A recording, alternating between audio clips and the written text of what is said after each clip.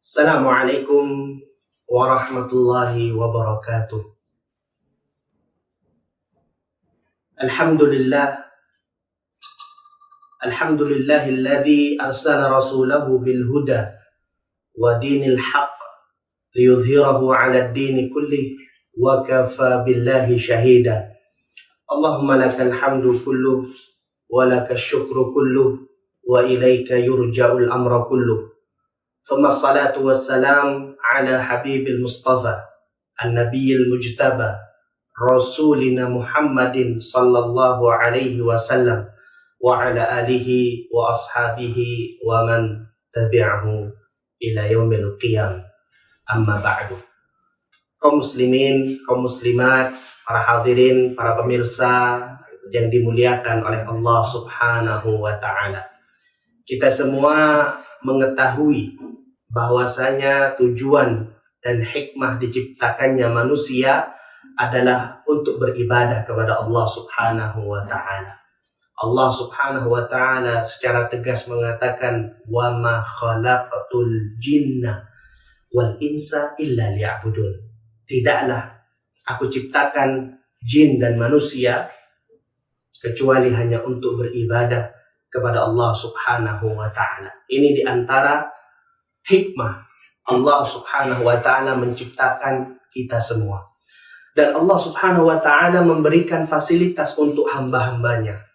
Allah siapkan segala apa yang ada di dunia ini, segala apa yang terbentang di muka bumi ini sebagai sarana untuk mendekatkan diri kepada Allah Subhanahu wa ta'ala. Allah Jalla Jalaluhu mengatakan, inna ja'alna ma'alal ardi zinah linabluwahum ayyuhum ahsanu amala. Kami jadikan semua apa yang di muka bumi ini sebagai perhiasan. Kita berikan nih kepada manusia. Kita kasih semua apa yang diinginkan oleh manusia. Kita berikan semua fasilitas. Sehingga Allah Subhanahu wa ta'ala memberikan segala yang diinginkan oleh kita sebagai sarana prasarana untuk dalam rangka linabluwahum ayyuhum ahsanu amala, agar kami tahu di mana amal yang terbaik di antara amal yang mereka kerjakan. Para pemirsa yang kami muliakan, dan dunia yang kita miliki ini adalah merupakan karunia dari Allah Subhanahu wa ta'ala. Allah memberikan dunia untuk kita sebagai jembatan, sebagai wasilah yang dengannya bertujuan untuk mendekatkan diri kita kepada Allah Subhanahu wa ta'ala. Maka dalam menghadapi dunia ini, hendaknya kita paham betul bahwasanya Allah menjadikan semua fasilitas ini sebagai sarana prasarana. Maka ada sebagian manusia yang mereka menjadikan dunia mereka sebagai wasilah. Dunia yang kita punya ini, semua fasilitas yang telah Allah berikan kepada kita hanya sebagai sarana prasarana yang memudahkan tujuan utama diciptakannya manusia. Dan ada pula dari manusia yang mereka tenggelam, mereka tertipu oleh dunia, mereka dibuat sibuk oleh dunia, maka kemudian mereka terlalaikan oleh dunia. Dan yang seperti ini yang dihindari. Yang seperti ini hendaknya dimengerti dan difahami bahwasanya Nabi SAW pernah berdoa, Allahumma la taj'alid dunya akbar hammina. Ya Allah, jangan kau jadikan dunia ini sebagai ambisi terbesar di dalam kehidupan kami. Maka tidak mengapa seandainya seorang menjadikan dunia sebagai sarana prasarana, sebagai fasilitas yang bertujuan untuk mendekatkan dirinya kepada Allah Subhanahu wa ta'ala.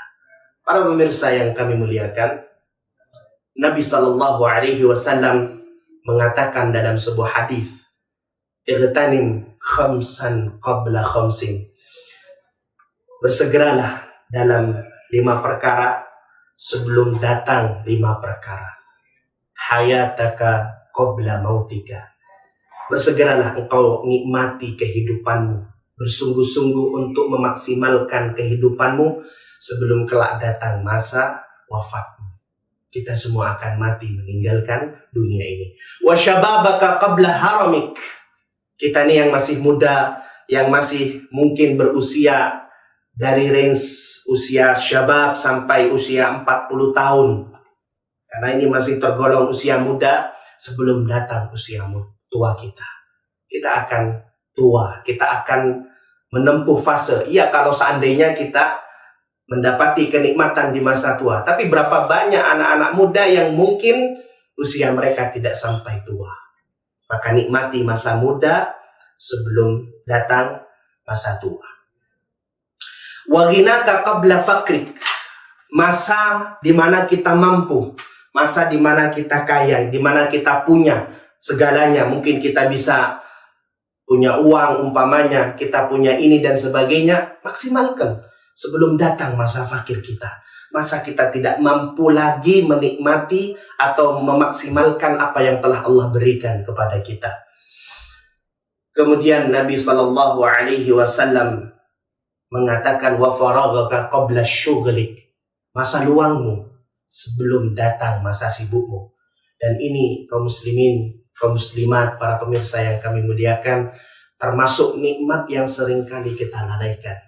Dua nikmat yang kata Nabi SAW sering dilalaikan oleh manusia, yaitu masa luang, masa faragh, atau bahasa kita vakum, gak ada kerjaan, gak ada kegiatan, gak ada ceritanya orang muslim itu vakum, gak ada ceritanya orang muslim itu gak ada kegiatan. Orang muslim penuh dengan ibadah kepada Allah Subhanahu wa Ta'ala. Maka manfaatkan masa luang kita sebelum kelak kita punya kesibukan untuk datang ke majelis ilmu, gak sempat untuk sholat, gak sempat untuk beribadah kepada Allah Subhanahu wa Ta'ala, tidak sempat.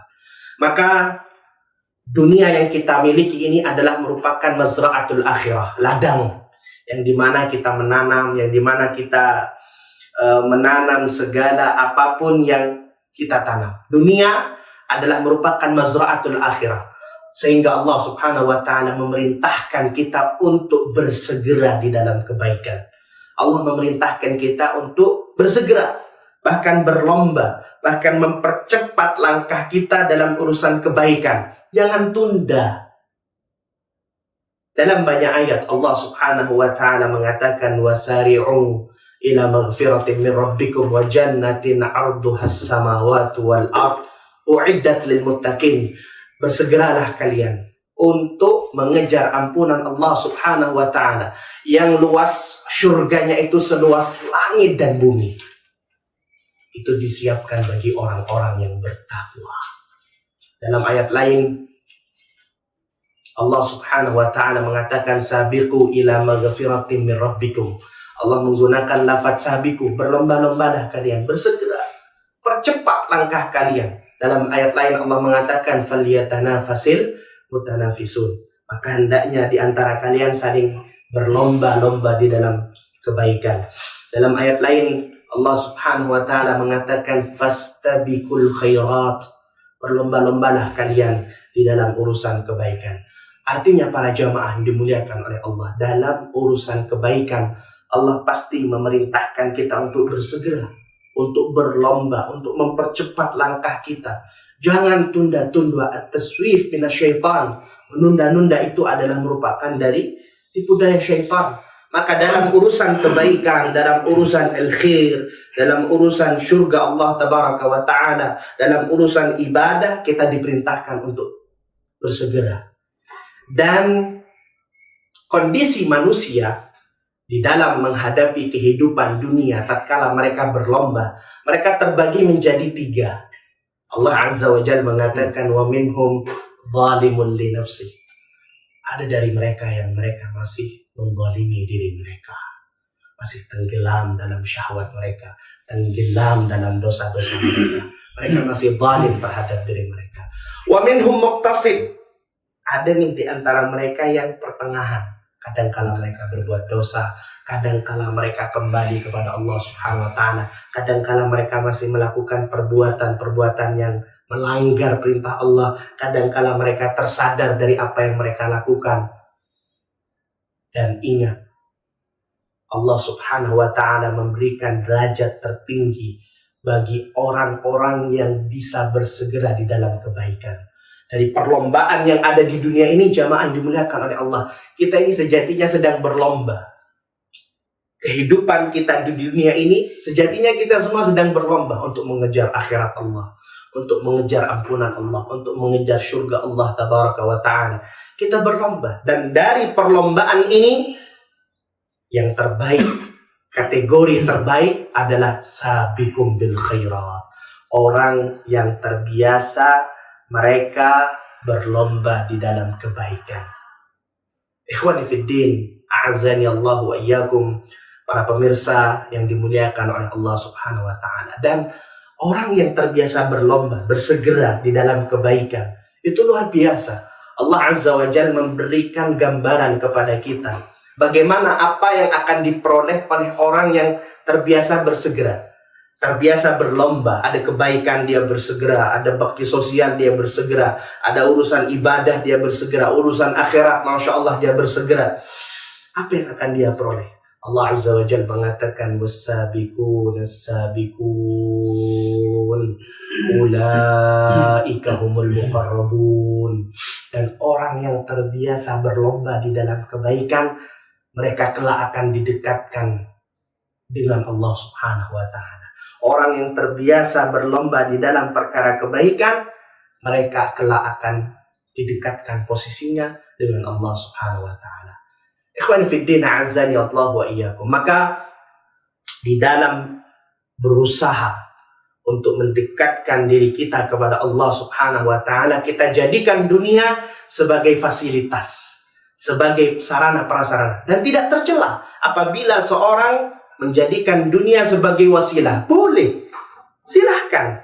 Sebagaimana contoh, apabila seorang umpamanya dia diberikan dunia oleh Allah Subhanahu wa ta'ala, Allah secara tegas mengatakan, wabtaghi ataqallahu darul akhirah. Carilah, raihlah segala wasilah yang bisa mendekatkan dirimu untuk negeri akhirat. Artinya kita boleh untuk menjadikan dunia ini sebagai wasilah. Wala tansa nasibaka minad dunya. Tapi jangan lupakan porsimu dari dunia. Jadi dunia ini, jamaah yang dimuliakan oleh Allah, kita jadikan hanya sebatas sarana prasarana. Hanya sebatas wasilah yang dengannya kita mendekatkan diri kita kepada Allah Subhanahu wa ta'ala. Bagi orang yang diberikan kemudahan harta, fulus umpamanya dia punya, harta dia punya, dia jadikan harta itu untuk mendekatkan diri dia kepada Allah Subhanahu wa ta'ala, luar biasa. Sebagaimana kata Nabi SAW kepada Amr ibn al-As, Nabi pernah berkata, ni'mal malis salih lirrajulis salih. Sebaik-baik harta ini yang dipegang oleh orang soleh. Kenapa? Karena orang soleh dia paham kemana dia harus gunakan harta ini, kemana dia harus keluarkan dari kotoran harta ini, kemana dia harus sumbangkan harta ini, kemana dia harus salurkan. Orang soleh dia paham, dan dia hanya menjadikan dunia, dan ini titipan, jamaah dimuliakan oleh Allah. Harta ini titipan. Kapan Allah berkehendak, Allah akan ambil harta itu. Contoh, ketika seorang diberikan kekuatan, mungkin dia biasa nge-gym ya, badannya kekar umpamanya. Kemudian dia jadikan kekuatan fisiknya untuk mendekatkan diri kepada Allah, itu bagus. Kata Nabi SAW, al-mu'minul qawi khairun wa ahabbu ilallah minal mu'minid dhaif. Muslim yang kuat, Muslim yang dia menjadikan badannya itu, ya mungkin dia kuat, hebat ya, dia mungkin bisa ngangkat barbel 10 kilo dan sebagainya, itu dia jadikan sarana untuk mendekatkan diri kepada Allah, itu bagus.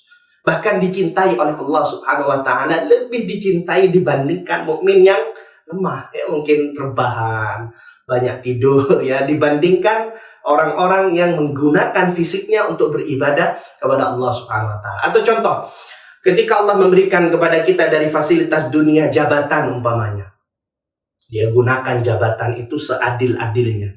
Dia jadikan jabatan itu untuk mendekatkan diri dia kepada Allah Subhanahu wa ta'ala, ini bagus. Maka lihat, di antara 7 naungan yang akan dinaungi kelak di yaumil qiyamah, yauma la dhilla illa dhilluh, di hari tiada naungan kecuali naungan Allah Subhanahu wa taala, Allah menyebutkan yang pertama imamun adil. Seorang imam yang adil. Seorang imam yang dia menjadikan jabatannya untuk meraih akhirat Allah Subhanahu wa taala, untuk mendekatkan dirinya kepada Allah Subhanahu wa taala. Maka jemaah yang dimuliakan oleh Allah Subhanahu wa taala, sebagai penutup dari apa yang kami sampaikan dari bersegera di dalam amal kebajikan, bersegera dalam amal khair ini, Ali ibn Abi Thalib radhiyallahu ta'ala pernah berpesan, irtahalatid dunya mudbiratan wartahalatil akhirah muqbilatan. Dunia yang kita tinggali ini akan pergi meninggalkan kita. Tidak selamanya kita di dunia. Ada saatnya di mana kita akan tinggalkan seluruh yang telah kita kumpulkan. Akan ada saatnya di mana nama kita disebut fulan, innalillahi wa inna ilaihi raji'un. Dan akhirat akan datang. Dunia yang kita tinggali akan pergi meninggalkan kita. Akhirat yang merupakan satu kepastian itu akan datang mendatangi kita. Maka Ali memberikan nasihat, fakunu min abna'il akhirah wa la takunu min abna'id dunya. Jadilah kita anak-anak akhirat. Anak-anak akhirat. Kita cinta sama akhirat, kita cinta sama ibadah.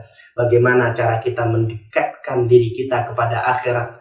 Jadi kita menjadi anak-anak akhirat, jangan menjadi anak-anak dunia yang seakan-akan kita tinggal selamanya di dunia. Kita menjadi hamba-hamba akhirat yang kita beribadah kepada Allah Subhanahu wa taala dengan harapan Allah Subhanahu wa taala memberikan kemudahan agar Allah menyelamatkan kita dari setiap fase yang ada di yaumil qiyamah sampai Allah masukkan kita ke dalam surga. Kenapa? Karena disebutkan oleh Ali bin Abi Thalib, al-yawm amalun bila hisab wa ghadan hisabun bila amal. Hari ini kita berbuat, tidak ada hisab. Yang ada sekarang adalah saatnya beramal, dan beramal. Berbuat dan berbuat untuk mengejar akhirat Allah Subhanahu wa taala. Saatnya kita memperbanyak amal kita. Jadikan dunia sebagai ladang untuk menanam setiap amal soleh, utamanya bulan Ramadan ini. Bulan di mana kita memanen amalan kita, dilipat gandakannya pahala. Berbagai macam fadilah Allah janjikan bagi kita, bagi orang-orang yang bersungguh di dalam bulan Ramadan. Wa ghadan hisabun bila amal. Dan esok hanya ada hisab. Semua akan dihitung. Semua yang telah kita perbuat akan dibalas sesuai dengan perbuatan kita. Dan tidak ada lagi kesempatan untuk beramal. Maka jadikan momentum Ramadan ini sebagai sarana untuk memperbanyak amal ibadah kita, sebagai sarana untuk meningkatkan ketakwaan kita kepada Allah Subhanahu wa taala. Jangan sampai dunia melalaikan kita, jangan sampai kita terlena, jangan sampai kita terlupakan bahwasanya akhirat pasti akan mendatangi kita. Karena banyak orang-orang yang terlalaikan oleh dunia, dia lupa bahwasanya akhirat itu akan mendatangi kita. Sehingga disebutkan dalam sebuah pepatah, ajabun liman yukbilu 'anil mudbirah wa yudbiru 'anil mukbilah. Sungguh mengherankan, banyak orang-orang yang mereka bersemangat terhadap apa yang akan mereka tinggalkan. Mereka terlalu semangat untuk dunia, terlalu berlebihan untuk dunia, terlalu bersemangat dan berambisi mengejar dunia sampai mereka lupa bahwasanya akhirat ini pasti mendatangi kita. Semoga Allah menjadikan kita hamba-hamba yang tidak terlalaikan oleh dunia. Semoga Allah Subhanahu wa taala menjadikan kita hamba-hamba yang cerdas, yang menjadikan dunia hanya sebagai sarana dan fasilitas untuk mendekatkan diri kita kepada Allah Subhanahu wa taala. Mari kita berlomba di dalam perkara kebaikan, kita tingkatkan amal ibadah kita, wabil khusus di bulan Ramadan ini. Semoga Allah menerima amal ibadah kita semua. Semoga Allah menghapus kesalahan-kesalahan kita dan memerdekakan kita dan keluarga kita dari api neraka jahanam. Itu yang bisa kami sampaikan. Kurang dan lebihnya kami mohon maaf yang sebesar-besarnya. Subhanakallahumma wa bihamdika asyhadu an la ilaha illa anta astaghfiruka wa atubu ilaik. Assalamualaikum warahmatullahi wabarakatuh.